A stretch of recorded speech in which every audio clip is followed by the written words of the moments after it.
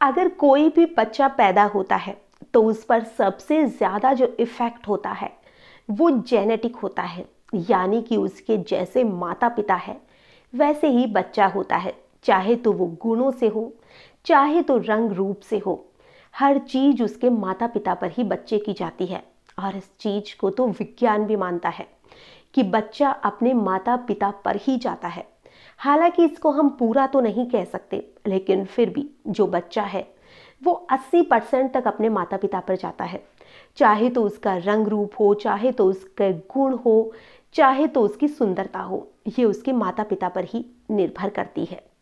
लेकिन क्या आपने कभी ऐसा सुना है कि कोई भी महिला किसी दूसरे देश में सिर्फ इसलिए जाए कि उसका बच्चा वहाँ से पैदा होगा तो वो सुंदर होगा, और वहाँ से पैदा होगा तो वो गुणी होगा, यानी कि वो अपने पति को छोड़कर किसी दूसरे देश में ऐसी जगह आती है, और वो देश कोई और नहीं बल्कि हमारा ही देश भारत है, जहाँ पर कुछ ऐसी जगह है जहाँ पर विदेशी महिलाएं आती है और वहाँ पर आकर वो वहाँ के पुरुषों के साथ रहती है, और जब वो गर्भवती हो जाती है तो वो वापस अपने देश लौट जाती है कि यहाँ से अगर वो प्रेग्नेंट होती है तो उनका जो बच्चा है बहुत ज़्यादा गुणी होगा, बहुत ज़्यादा सुंदर होगा, बहुत ज़्यादा गोरा होगा। हालांकि आपको यकीन नहीं होगा कि ऐसा भी कुछ होता होगा, लेकिन ये बात पूरी तरह से सच है। और जब आप इस पूरी घटना को जानेंगे तो आपको भी हंसी भी आएगी, खुशी भी होगी कि हमारे देश में विदेशी महिलाएं सिर्फ बच्चा पैदा करने के लिए आती है। और साथ ही आप ये भी सोचेंगे कि हमारे देश में तो ऐसा कभी नहीं हो सकता, क्योंकि हमारे देश की जो महिलाएं हैं वो तो पति को ही अपना भगवान मानती है। और अगर हमारे देश की कोई महिला ऐसा कर भी ले तो उसे तो बहुत ही ज़्यादा बुरा माना जाता है, उसे बहुत ही गंदी औरत का दर्जा दे दिया जाता है। लेकिन ऐसा विदेशों में ही हो सकता है। तो आइए आगे की पूरी घटना जानते हैं। नमस्कार, आदाब, सत श्री अकाल। मैं हूं नंदिनी यादव। आज जो मैं आपको घटना सुनाने वाली हूँ, ये घटना है भारत का ही एक केंद्र शासित प्रदेश है और इसका नाम है लद्दाख, और उसी का एक जिला है कारगिल। और कारगिल में एक जगह पड़ती है और उस जगह का नाम है आयरन वैली।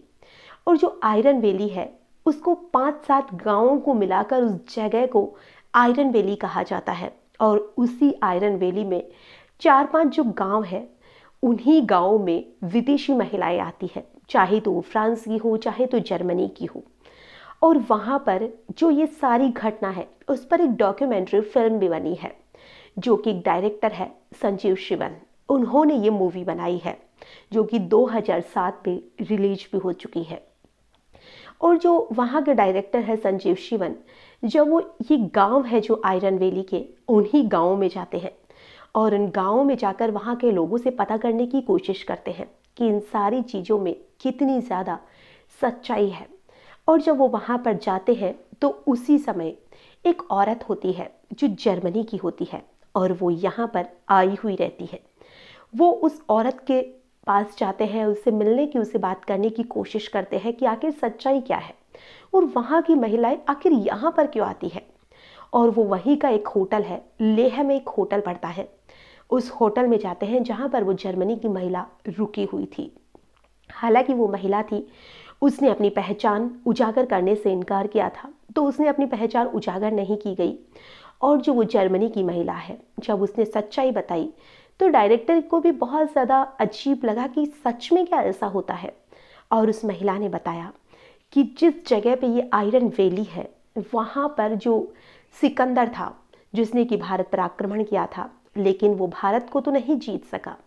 लेकिन जब वो यहाँ से वापस लौट रहा था तो उसी के कुछ सैनिक थे, या उसके कुछ वंशज कह सकते हैं, या कुछ सैनिक कह सकते हैं, जो वहीं पर उस आयरन वैली में ही रुक गए थे। और वहाँ पर जब वो रुके थे तो वहाँ पर उन्हें लगा था कि सिकंदर वापस आएगा तो वो उसकी मदद करेंगे, लेकिन सिकंदर जा चुका था और वो लोग वहीं बस जाते हैं।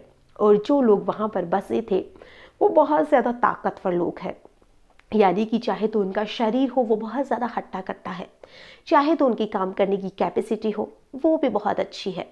साथ ही उनकी जो आँखें हैं वो नीली है, उनका रंग बिल्कुल गोरा है, और उनकी जो स्किन है वो भी बहुत ज़्यादा अच्छी मानी जाती है। और कहा भी जाता है कि वहाँ के जो लोग हैं, अगर हम उनकी खूबसूरती को देखेंगे तो हम खुद देखते रह जाएंगे कि क्या भारत में भी इतने सुंदर लोग रहते हैं।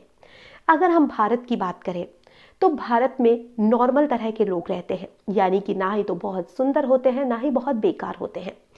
और इसीलिए इस देश को कुछ लोग इस दृष्टि से भी देखते हैं कि यहाँ पे कुछ काले लोग रहते हैं या रंग भेद का भी कुछ होता है। लेकिन अगर आप लद्दाख जाएंगे तो वहाँ के जो लोग हैं उसे देखकर आपको यकीन नहीं होगा कि ये भारत के ही लोग हैं और इतने सुंदर भी हो सकते हैं। उनकी आंखें भी बहुत ज़्यादा खूबसूरत होती है।